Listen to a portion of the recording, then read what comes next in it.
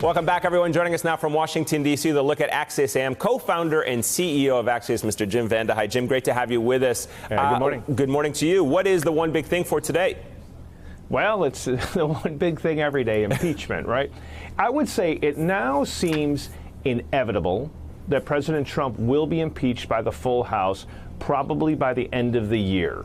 Can you imagine any Democrat who wanted to impeach him during the Mueller probe, then certainly wanted to impeach him after the Ukraine transcript came out, now saying after what he said to China yesterday, yeah, the hell with it, I'm not going to vote for impeachment? Talk to any Democrat, the minute the vote comes up, they believe he will be impeached by the House. That puts all of the action in the Senate. And as most people know, being impeached by the House does not mean you're removed from office. And Donald Trump knows, and he's all in now on this strategy of his Senate red wall. Make sure that you use Fox News, that you use conservative media, that you use your base to make sure that at least 34, 35 of those Republican senators, come hell or high water, will not vote against you. If they won't vote against him, there's no way to remove him from office. And so you've seen a big switch now from Donald Trump in the last 24 hours. He's now saying, I have the absolute power.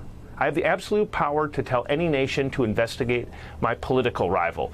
We reported last night he's going to send a letter to Nancy Pelosi as soon as today saying, impeach me. Not going to help until you guys actually vote. He's daring them to vote on the impeachment. So he's all in on both fronts.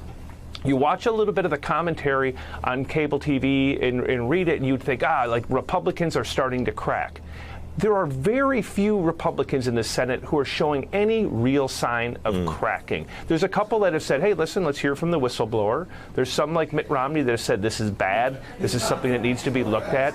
But you would need a large number of Republicans from states where Donald Trump remains popular to turn on him. And that is something just to keep an eye on. Whether you like it or not, that's how the process works. Let me ask you this really quickly, because we've been speaking to some of our guests and others about the possibility that if, in fact, this does go to trial in the Senate, that the Senate, which can make up the rules, decides to have this as a secret ballot vote. Would a secret ballot vote in terms of a trial in the Senate create some cracks in that Republican red wall that the president is relying on? It's totally up to Mitch McConnell how he does the rules of that vote.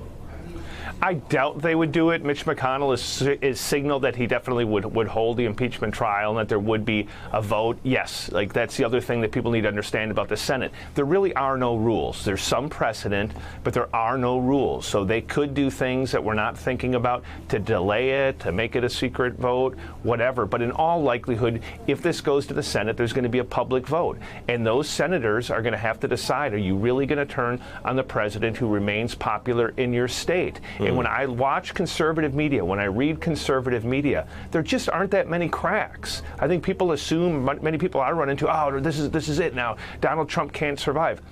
We say this every single time, then we go and do the polling, and his numbers continue to be at 40%, 42%, 90 to 95% with Republicans, and therefore those senators stick with them. You still see very few Republican senators willing to stand up to him. You see very few House Republicans willing to stand up to him. They fear him. They fear his voters. They fear the backlash. All right, Jim Vandehei in D.C., thank you very much. Of course, we're going to see you again on Morning Joe in just a bit. Don't go anywhere. And we're going to be reading Axios AM in a while. Our viewers can sign up for that newsletter by going to signup.axios.com. Hey there, I'm Chris Hayes from MSNBC. Thanks for watching MSNBC on YouTube. If you want to keep up to date with the videos we're putting out, you can click subscribe just below me or click over on this list to see lots of other great videos.